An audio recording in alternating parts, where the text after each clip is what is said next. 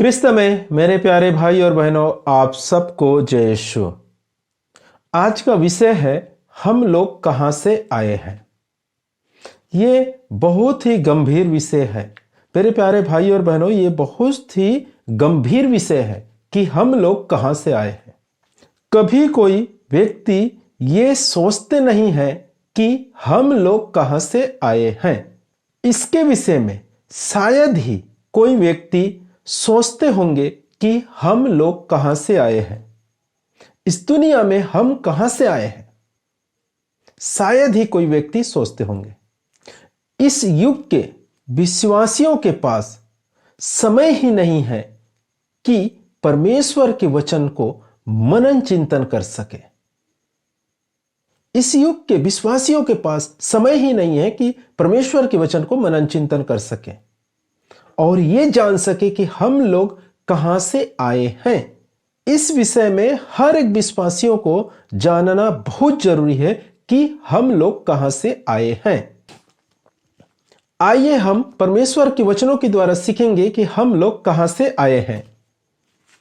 इफिसियों के नाम संत पौलुस का पत्र अध्याय 1 वचन 4 से, उसने संसार के सृष्टि से पहले मसीह में हमको चुना।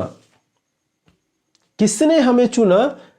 पिता ईश्वर ने सृष्टि से पहले मसीह में हम लोगों को चुन लिया।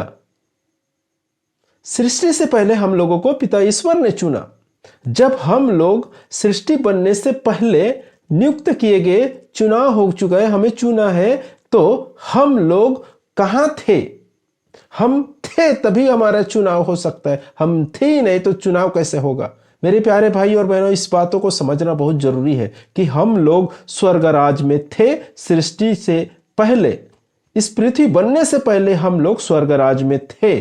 तब जाकर हमारा चुनाव हुआ है कि आप लोग, हर एक विश्वासियों के बारे में नियुक्त किस प्रकार हुआ है कि आप इस शहर में, वो देश में, इस परिवार में, या समझो इस समाज में, इस माता पिता के पेट से आप जन्म लेंगे। कौन से तारीख पे? ये सब चीज परमेश्वर पिता ने नियुक्त किया और प्रभु यीशु मसीह में उसने हमें नियुक्त किया।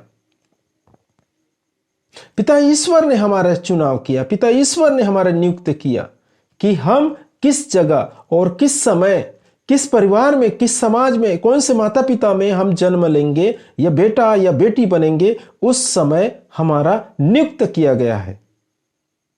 तो मेरे प्यारे भाई और बहनों, इस वचन को हमको समझना बहुत जरूरी है। देखो, जब हम थे तभी हमारा नियुक्त हो सकता है, हम नहीं रहने से हमारा नियुक्त नहीं होता मेरे प्यारे भाई और बहनों। और पिता ईश्वर ने इस दुनिया में हमें भेजा। इस दुनिया में इसलिए भेजा कि पिता ईश्वर की आराधना और प्रार्थना करें, पिता ईश्वर की महिमा कर सके। लेकिन हम इस दुनिया में आए और अपना अपना राह पकड़कर भेड़ों की तरह भटक रहे थे।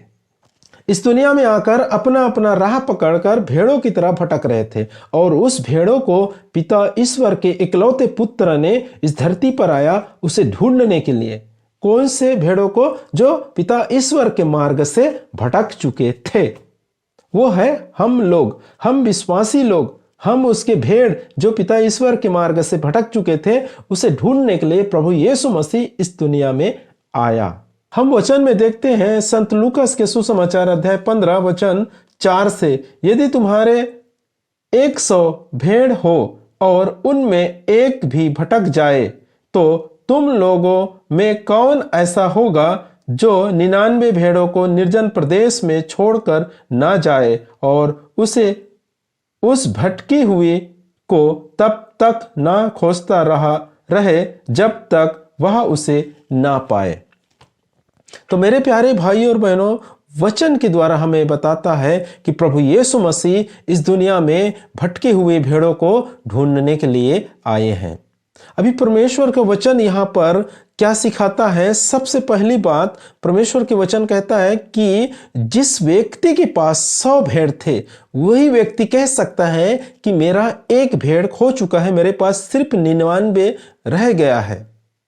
अगर उसके पास 100 भेड़ नहीं है तो उसके पास 99 ही भेड़ है, तो वो व्यक्ति कैसे कह सकता है कि मेरा एक भेड़ खो चुका है।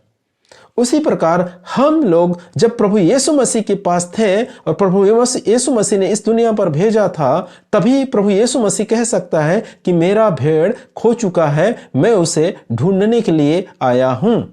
अगर उसके पास हम नहीं रहते तो वो कैसे कह सकता है कि मेरा भेड़ खो चुका है। तो मेरे प्यारे भाई और बहनों, आप सबको समझना है कि हम सब स्वर्ग राज्य से इस दुनिया में आए हैं। देखो, इस दुनिया का एक कहावत है, जो जहां से आता है वहीं जाकर सम्मिलित हो जाता है, खत्म हो जाता है। देखो, हम लोग इस मिट्टी से बने हैं, हम लोग मिट्टी से बने हैं और मिट्टी में जाकर सम्मिलित हो जाएंगे, समाप्त हो जाएंगे। लेकिन हमारे आत्मा स्वर्ग राज से आए हैं और वो स्वर्ग राज को वापस जाएगा, वापस स्वर्ग राज में ही जाएंगे। मेरे प्यारे भाई और बहनों, आप लोगों को समझना बहुत जरूरी है कि हम लोग स्वर्ग राज से इस पृथ्वी पर, इस दुनिया पर आए हैं।